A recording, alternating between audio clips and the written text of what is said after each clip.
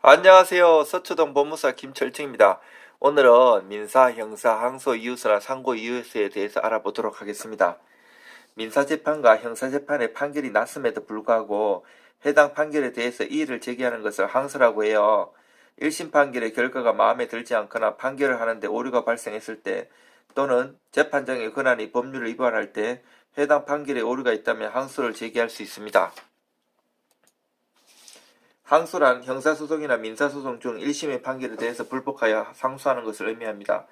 항소를 제기할 수 있는 판결의 경우 지방법원의 단독판사나 합의부가 1심이 되어서 행하는 판결에 항소를 제기할 수 있고 간할법원에 항소장을 제출하게 되면 고등법원의 항소재판이 진행됩니다.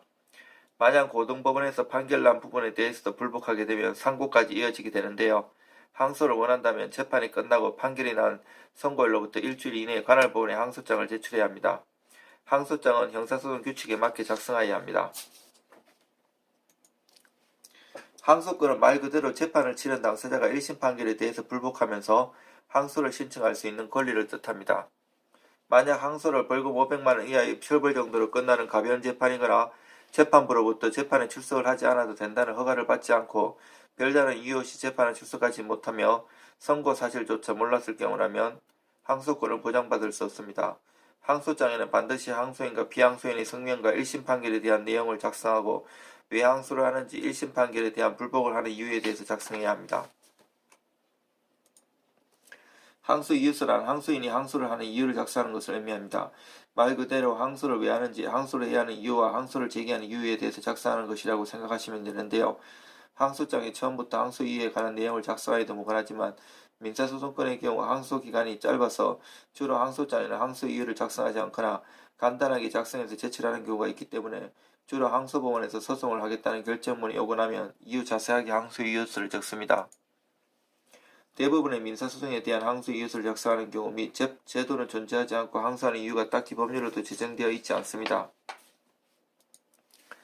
하지만 항소 이유를 작성하여 준비 서면을 제출하는 것을 대법원에서는 규칙이 제정되어 있습니다.